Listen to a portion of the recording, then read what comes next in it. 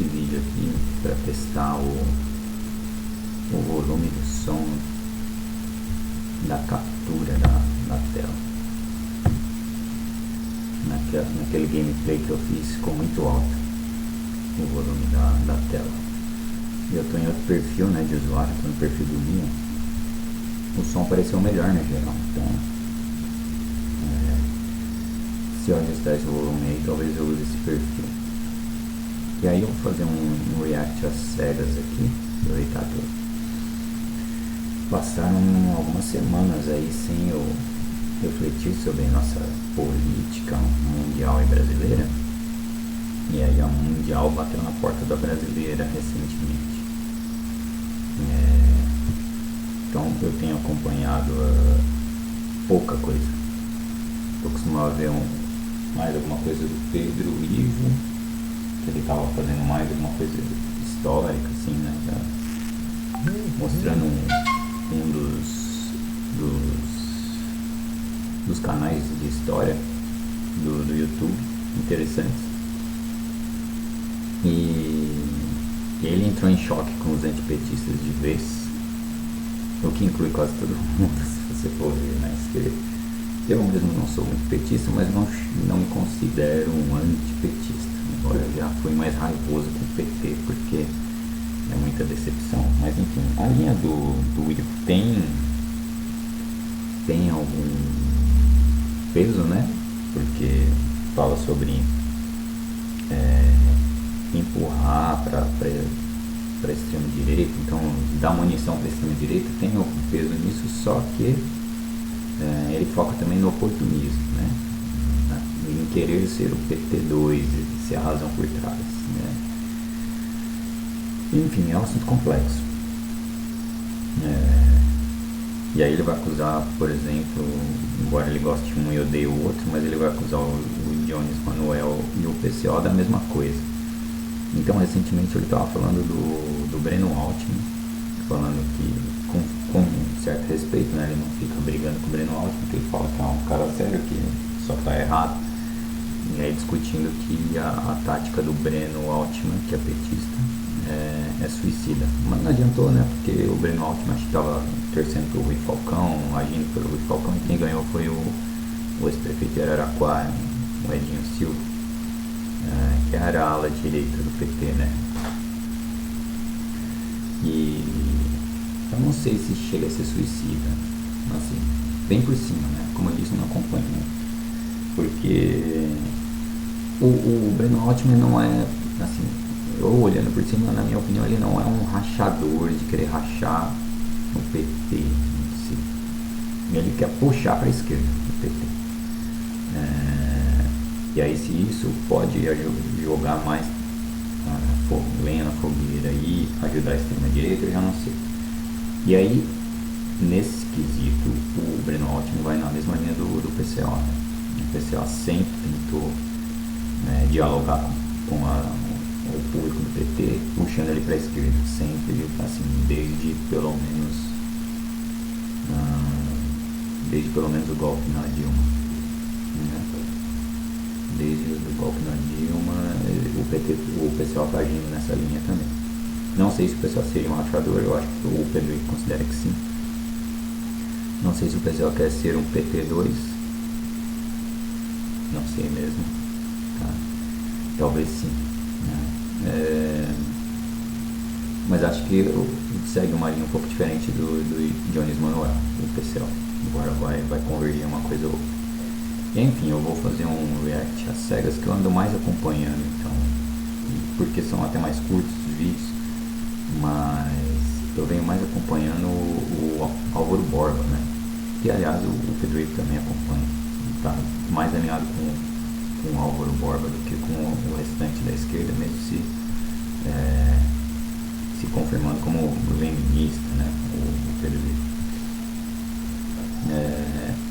O Álvaro, até onde eu sei, não é, né? Embora tenha um vídeo interessante lá dele sobre um cara do Paraná, né? Eu acho, mas enfim, não vou lembrar o nome dele. Umas ideias meio malucas, o Álvaro é mais alternativo, né? E o Pedro vai ficar falando que toda essa galera está mais à esquerda do que os comunistas, mas eu discordo, né? São centro-esquerda. O Pedro Ivo, por enxergar uma derrota feia para o fascismo, ele está pendendo mais para centro-esquerda, né? E ele diria que isso é mais esquerda do que extrema-esquerda, porque justamente a extrema-esquerda está causando o movimento contrário. Eu não sei opinar sobre isso, né? Não sei. Eu acho que realmente ficar batendo no PT dia e noite não serve para nada. Não serve para muita coisa, não. Dialogar com o governo petista para puxar para a esquerda, para uma política mais de enfrentamento, pode ser que dê certo, pode ser que não dê, né? Não dá para saber. Tá? Eu vejo as tentativas de imbuir consciência política, consciência de classe, são sempre válidas. Isso é sempre válido, tá? E é o que estão puxando nesse negócio de 1% contra os 99%, né? Eu não vi nenhum inteiro, mas esses vídeos do político lá de só fala a verdade, então eu acho que vale, joga consciência de classe, trabalho, isso aí parece estar partindo do PT, da militância do PT, eu acho válido, né? Então assim, o PT ele contemporiza muito, só que ele está apanhando tanto que está tendo que tomar uma decisão e agora chegamos no ponto final que ele está apanhando até nos Estados Unidos, né? Isso complica mais um pouco, mas uma coisinha ou outra o PT deve ter aprendido com a Dilma, né? Porque a Dilma apanhou e foi cedendo até o final, né? Com Joaquim Levy, não sei o que, até cair, cedeu e caiu. Então talvez o PT desta vez esteja vendo algo do tipo, quando está chegando nas cordas, ao invés de baixar a guarda, continuar com a guarda baixa, talvez o PT revide quando estiver nas cordas desta vez, né? Veremos. Não tenho mais opinião sobre se vale a pena devolver ou não. Eu ando mais cético e pessimista do que o normal, né? Não estou vendo isso. Não estou vendo soluções para isso aí. Então vamos ver alguma coisa do áudio para testar o áudio mesmo. Vou ver esse daqui que eu não vi nem o começo. Então vai às cegas nesse react.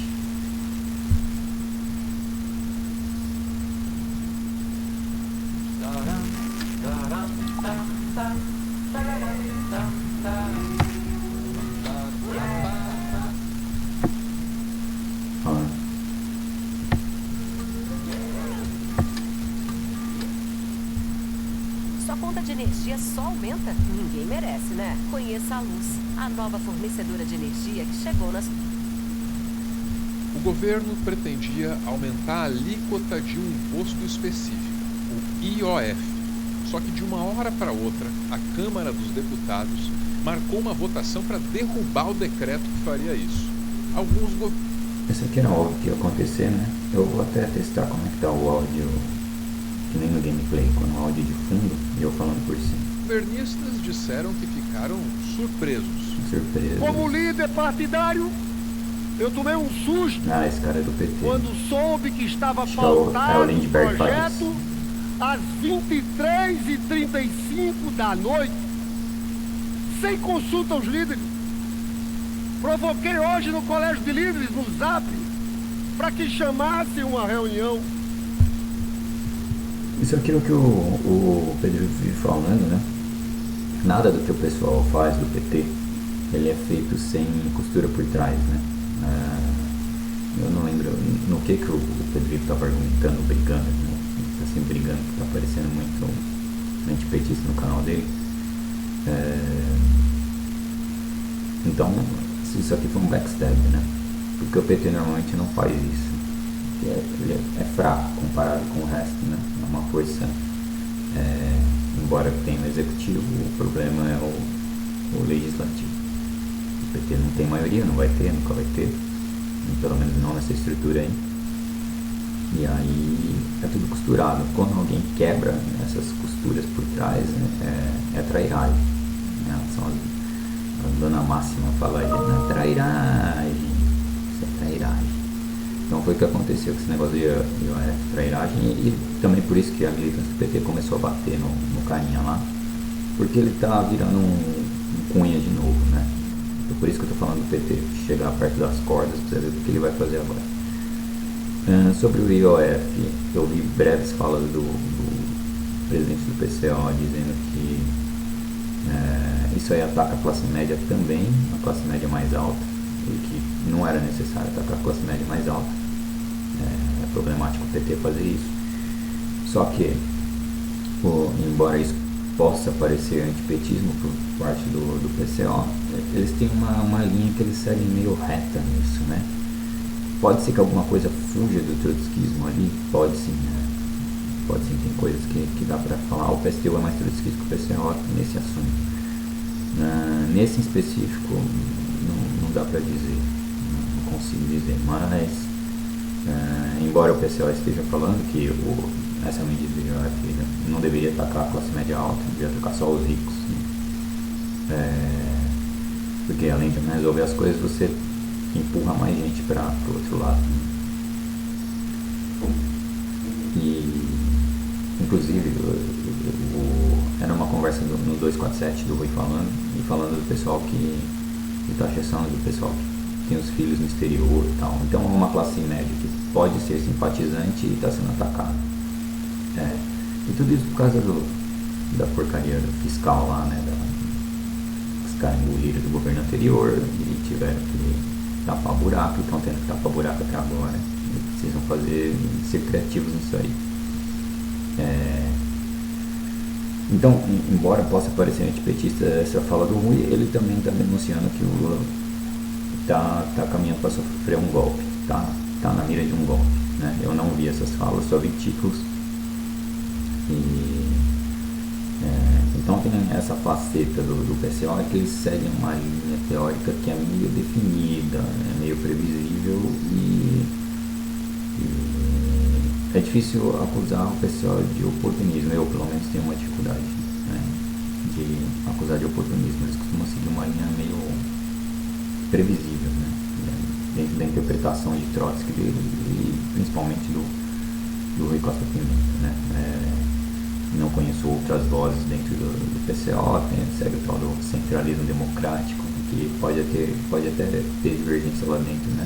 Eu nunca participei de nada dentro. Ter divergências, mas depois que é acertado a política geral, aí publicamente você não vai bater muito.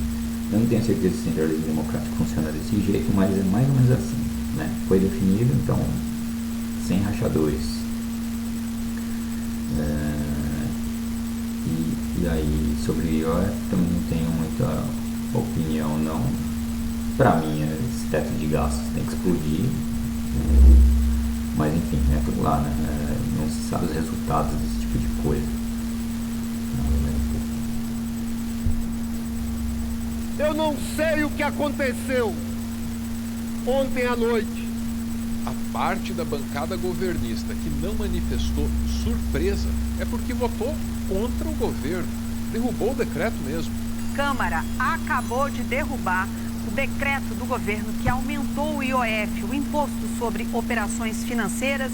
Então, uma boa noite para você, Paula Coenca. O que acontece a partir de agora? Olha, esse tema já foi até colocado para votação agora na outra casa, no Senado Federal. Já está sendo colocado para apreciação agora, neste momento. E no Senado, a história se repetiu. As senadoras e os senadores que aprovam permaneçam como se encontram. Aprovado o projeto, com os votos contrários da bancada do PT e também do líder Weberton. Definitivamente foi uma derrota para o governo. Você quer aumentar as vendas através do WhatsApp? Com a plataforma da Social Hub. Uma derrota de que tamanho? Bom, o líder do governo no Senado disse que foi até traumático. Que a votação foi traumática. Só havia essa votação hoje, no dia de hoje, sem muita discussão. É que ela foi traumática, porque na verdade foi anunciado que ia ser colocado na pauta 11h30 da noite. Não me parece razoável isso. E por que isso ocorreu, líder? Não sei, só perguntando ao presidente da Câmara. No Brasil, o presidente tem poder para tomar certas decisões sozinho. O decreto presidencial existe para essas ocasiões, só que ele tem limites. O Congresso tem a prerrogativa de sustar um decreto. O equilíbrio entre o executivo e o legislativo depende da Constituição, claro, mas também existem regras que não estão escritas, regras que vão sendo estabelecidas pela prática institucional. O bom senso, para que tudo funcione em harmonia, determina que o presidente não abuse dos decretos e que o Congresso saiba aceitar a legitimidade daquilo que o governo decide. Apesar das instabilidades políticas e das crises institucionais, o respeito ao decreto sempre se faz valer na cultura política brasileira. Sempre, ou quase, né? O Congresso acabou de derrubar um decreto do presidente, coisa que há muito tempo não se via. Isso não acontecia desde 1992. Na Câmara, mais de 60% dos votos vieram de partidos que têm ministérios. O decreto que foi derrubado tratava de um aumento do IOF, o Imposto sobre Operações Financeiras. E o mais surpreendente é que até aliados do governo ajudaram a derrubar o decreto, do governo. Os 383 votos para derrubar o decreto, 242 vieram da base aliada, o equivalente a 63,2%. Diante dos números, integrantes... Bom, isso aqui é meio óbvio, né? A base do PT não é o PT. Então, quando a gente fala lá, a base governista, a gente está falando do que apareceu ali na legenda do Humberto Farias, que é PT, PCdoB e PV, né? E aí você vai ter gente, uma minoria extrema de PSOL, e talvez um ou outro aí mais de esquerda, que pode votar junto dependendo do que for. Mas o que se chama de base ampla, né? A base é o centrão, é baseado no centrão do governo, né? Sem o centrão o governo não governa, não faz nada, é só o centrão ir contra que acabou. Não tem como, se o centrão vai junto com a oposição, acabou, nada passa. E aí essa base, como tá rolando uma discussão sobre a representatividade de novo, né? A porcentagem, me falaram, eu ouvi uns números de mais de 70% de gente que era empresário ou mais alguma coisa, não me lembro agora, enfim, é gente que é justamente essa classe média alta que é afetada. Então o decreto foi derrubado, né, tirando todas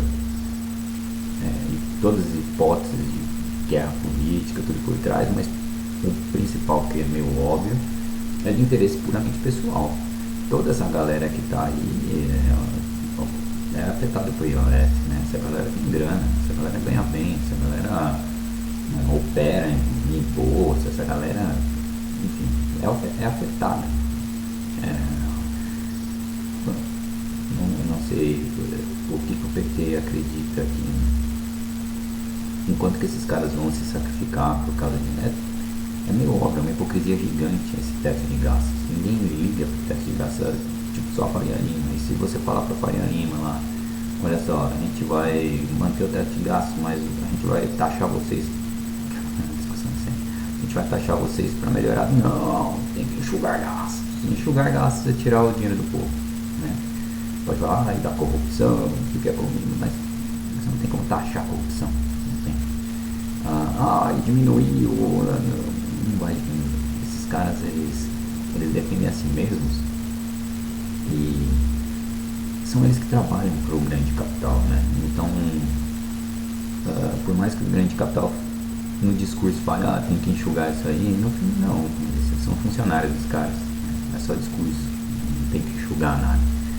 Então, vai enxugar onde? Na saúde, na educação, o BPC aí, né, que vive na boca do Jones Manuel, né? Vai enxugar por aí, você vai tentar taxar rico, você não vai conseguir. Então, o que está acontecendo é interessante do ponto de vista de mais uma das máscaras caindo, né? Primeiro foi a do Trump, mas essa vai caindo agora, deixa muito claro como que funciona a representatividade no Congresso. E assim, né? Você fica pensando como que esses caras se elegem, os caras são tudo riquinho e tal, tudo riquinho. É justamente por causa de campanha, pô. A gente não sabe em quem votar. A gente pega um panfletinho, a gente anota um número aqui, ou a gente vota no político que visitou o bairro e fez promessa, né? A gente, entre aspas, tô falando em geral, assim. E quem tem dinheiro para sair visitando tudo, pagando pastel, é muito comum, né? Que eu falei, no Pará é direto isso. A galera recebe dinheiro, né? É ilegal, claro, mas recebe dinheiro, é compra de voto. Então, se ele vota de volta ou não, a verdade é que a maioria deve votar de volta, né? Afinal, me deu um dinheiro, me ajudou aqui, eu vou votar de volta sim, porque não tem consciência de classe, não existe isso, certo? Você tem, o cara me ajudou, eu vou votar de volta. Se a cor da bandeira dele é rosa, verde, amarelo, vermelho, preto, a cor de burro quando foge, não interessa, né? O nome do partido não interessa, me ajudou, vou votar. Então é tudo isso. A gente está num sistema capitalista. É claro que quanto mais dinheiro injetado, mais fácil você ganhar voto. E todo mundo fala isso, todo mundo que participou, né? O Humberto Matos estava falando da campanha dele, todo mundo que fez campanha sabe como é que é isso. O pessoal fala direto, não tem como eleger ninguém, não tem grana para você se fazer aparecer, né? E aí, enfim, essa galera se elege assim. O agro chega e fala, vamos montar a nossa bancada do agro, enfia dinheiro dos malucos. Quando não tem gente do próprio agro que vai se candidata, né? Teve aquele debate do Jones Manuel com o cara da bancada, tipo, o cara é preparado, fala bem e tal, mas no fundo não representa o interesse do povo, né? O cara tá lá pra defender o interesse do agro, e o agro não vai querer ser taxado, e vai ser sempre assim, cada um puxa a sardinha pro seu lado, e quem tem mais força é sempre quem tem dinheiro, nunca é quem tem menos dinheiro. Os da bancada do PT admitem que é hora de realinhar o diálogo com esses partidos. A proposta de aumento do IOF foi enviada com o objetivo de equilibrar os gastos governamentais e atingir a meta fiscal desse ano, que dizia o governo. Desde o início, enfrentava resistências de parlamentares. Se dizia que o texto, que passou por modificações na área econômica do governo, não tinha sido devidamente negociado no Congresso. O decreto existe justamente para que o governo possa decidir algumas questões, não todas, mas algumas, sem negociar com o Congresso. Em tese, um decreto não pode ser derrubado por falta de negociação com o Congresso. Um decreto só pode ser derrubado quando ele é usado para tomar decisões grandes demais. Decisões que saem do cotidiano da administração pública, ou, como diriam os juristas, só podem ser sustados os atos normativos do Poder Executivo que exorbitem o poder regulamentar, conforme prevê o artigo 49, inciso 5º da Constituição. E o que tudo isso quer dizer é que agora a gente tem um desentendimento entre o Executivo e o Legislativo, que o Judiciário deve ser chamado para resolver. Coisa bem mais séria e bem mais chata que a alíquota de imposto, que já é coisa séria e chata por excelência. Isso daqui já faz acho que 2 semanas que o Álvaro postou. 2 semanas. E depois disso o Moraes jogou de volta a briga, né? Ele não jogou isso aqui. Assim, se for levar o que o Álvaro escreveu ali, que tirou da Constituição, era para ele cancelar. Mas com certeza o Alexandre de Moraes é afetado pelo IOF, tá? E ele jogou de volta a bomba, mandou os dois negociar. Tenho quase certeza que foi isso, tá? E aí, entrando em Alexandre de Moraes, a gente já pode entrar no outro assunto, né? Que eu já citei aqui. O Alexandre de Moraes está fazendo carta lá no julgamento do Bolsonaro. Que o Bolsonaro tentou dar um golpe, é claro que tentou, tá? É só lembrar da votação e da polícia rodoviária, da votação, as merdas que estavam fazendo, tá? É engraçado, O PCO denunciava isso na época, que era uma tentativa de golpe, isso aí. E aí quando chega no 8 de não sei o que de janeiro lá, o PCO fala que não é golpe. Então, é assim, é complicado, né? Mas eu entendo o PCO porque o que ele quer dizer, ele tá falando, ó, isso daqui que os caras estão fazendo no Congresso, quebra e tal, a esquerda pode fazer, né? Então, não pode ser golpe, isso daqui não pode ser golpe. Então o problema em si é a articulação por trás. Aí o pessoal também vai falar que é um absurdo jurídico. Enfim, não sei como que é a aparelhagem jurídica, com certeza tem alguém da área jurídica lá no pessoal, mas o ruim em si não é, ele é jornalista, né? Não sei qual o conhecimento dele para adaptar com isso daí. Não sei também o quanto importa, né? Se você não reconhece esse poder, de uma democracia burguesa. Mas enfim, eu estava pesquisando um pouquinho também, puxei uma IA aqui só para eu pedir, o Copilot me bloqueou o assunto porque eu estava falando diretamente do Bolsonaro. Ele já visto que o Trump entrou nessa bagunça, aí que ele me bloqueou mesmo. Eu falei, não, me fala aí, eu quero saber genericamente, abstratamente, não quero saber do caso do Bolsonaro. Me fala aí as diferenças da lei, é uma coisa que o Rui já discutiu antes, da lei dos Estados Unidos e do Brasil, de diferença nisso, sobre crime e intenção de crime, né? Então o Rui já discutia isso sobre, no Brasil, a intenção de crime não ser crime, né? Porque você entra no Minority Report, você começa a entrar no Minority Report, fica complicado. Então eu pedi para ele jogar as diferenças, e ele falou, né, do Código Penal do brasileiro, que define os elementos de cada crime, incluindo tentativa, dolo, e a intenção e culpa. E aí dos Estados Unidos é jurisprudência, ele fala que tem um grande peso a jurisprudência. E é um negócio que o Rui ficava criticando aqui do STF daqui, né? De ele legislar. Lá é um pouco parecido, mas nem é no STF mesmo, é nas outras instâncias, né? Pelo que aparece aqui, né? De jurisprudência. Enfim, não é minha área, tá?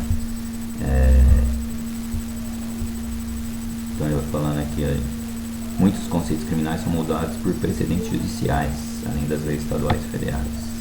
Lembrando que lá o federativo é levado bem mais a sério que o federativo daqui. Lá uma federação é muito mais próxima à federação do que aqui, embora a gente se autoproclame república federativa, nos Estados Unidos isso é mais real. Aí tem a intenção aí, mens rea, é latim, só quem manja de direito aqui fala isso aí direito, porque eu não manjo nem de latim nem de direito. Aí ele fala que a intenção é tratada como dolo, vontade consciente de praticar o crime, ou culpa, negligência, imprudência, imperícia. A distinção é essencial para a tipificação penal.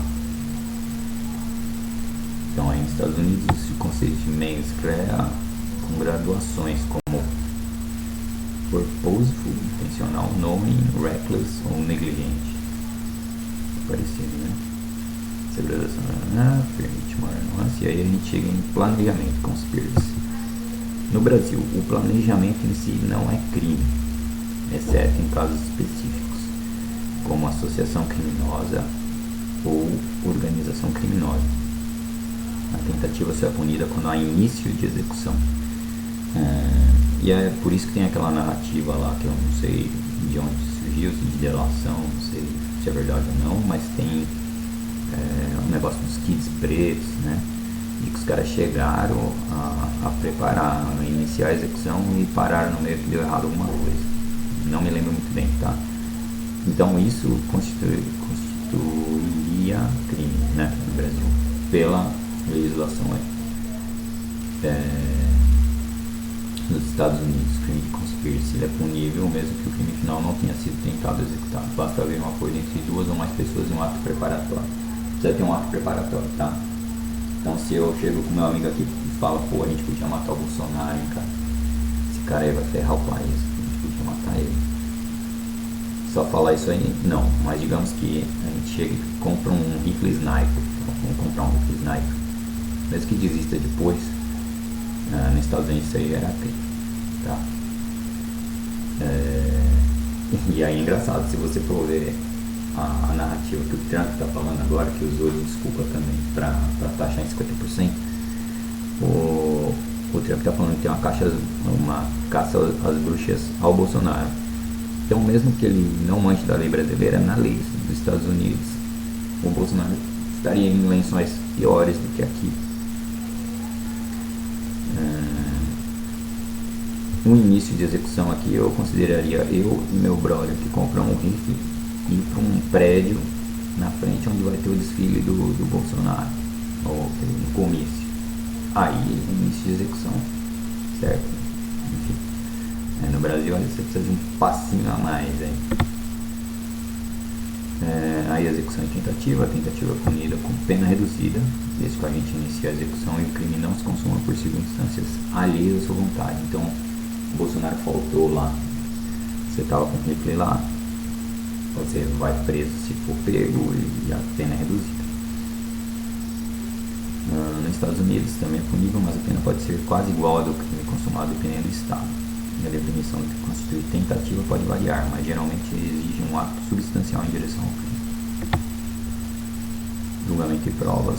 O juiz decide com base na lei escrita nos próprios processos. O júri só atua em crimes dolosos contra a vida. O júri é comum em muitos tipos de crime. A argumentação oral e a persuasão têm papel central, especialmente em crimes que envolvem intenção e planejamento.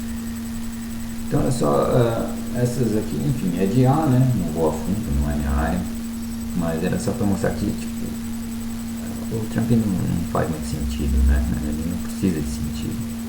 É um pós-modernismo completo dele. Narrativa é o que vale, né? É a era da pós-verdade, que não tem mais verdade. E aí tem um outro vídeo do Álvaro falando sobre isso, que a gente vê que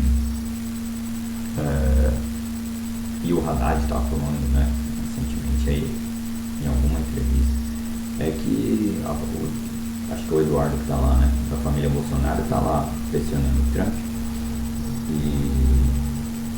e aí o Álvaro está falando de ingenuidade, né, no vídeo dele, e que o Trump está fazendo o que interessa a ele mesmo, né. Então, mesmo que tenha uma conexão com a família Bolsonaro, não está fazendo necessariamente isso para ajudar os Bolsonaro, mas sim para ajudar ele mesmo. E aí o Álvaro foi na linha dele tentar algo que não é permitido por lá, e que o Putin já conseguiu, né, na Rússia, se reeleger com manobras políticas, tipo elegendo alguém, e aí essa pessoa vai lá e altera as regras, ou elas, ou é um títere, ou ela passa, abdica. E aí, no caso do Trump, estão falando dele ser vice do Pence, né? E aí o Pence vai e abdica, e o Trump assume um terceiro mandato, que não dá, né? Pelas regras de hoje lá dos Estados Unidos. Não sei se claramente o Trump vai querer se manter no poder, isso é claro, é pessoal. E aí é difícil ver o que é política estadunidense, verdade, o que é política pessoal, né? O Paulo colocou umas coisas lá dos próprios jornalistas estadunidenses questionando, tendo interesses pessoais. Mas você tem a briga com os BRICS, né? Que os Estados Unidos, não sei se esse é o caminho que daria certo, mas ele tem que barrar os BRICS e barrar a quebra de hegemonia do dólar, sendo que o Lula colocou isso em pauta na reunião dos BRICS, né, da quebra da hegemonia do dólar, o que, se você for ver em qualquer sentido, de qualquer pessoa, em qualquer bom senso, de qualquer normal, uma pessoa normal, não teria nada demais. Você você negocia na hora que você quiser, cara. Por que você precisa usar dólar? Né? O próprio Lula fala isso. E aí o Trump é muito direto também, falando que tem que usar o dólar. porque ajuda os Estados Unidos. E tipo, o poder público. O Trump deixa isso muito claro. O legal do Trump, legal entre aspas, é que fica tudo muito claro, não tem hipocrisia, né? É do tipo, vocês vão deixar de usar o dólar, o bicho vai pegar pra vocês. Fica bem claro. Então, toda a política imperialista fica muito clara. Ela pode ficar meio maluca com as bizarrices do Trump, mas ela fica muito clara. O Trump não esconde essas coisas, né? Enfim, aí é isso. Esse foi o teste. Acho que eu não vou mostrar outro vídeo e eu vou ver como é que ficou o áudio. Sobre o livro. Ele é muito chato, o livro do Máquina, mas eu cheguei nos capítulos interessantes, que é o capítulo onde entra os bolcheviques na história, que ele fala sobre o golpe de Estado, né, de outubro. E é interessante, aí fica um pouquinho interessante. Então melhorou um pouquinho, então no 18 vai até o 30 e pouco. E eu tirei uns prints já, então dá pra fazer um resumo. Pelo menos essa parte, acho que eu vou pular boa parte da experiência dele, embora tenha alguma coisa interessante, né, de formar e de organização dos trabalhadores que os anarquistas fazem.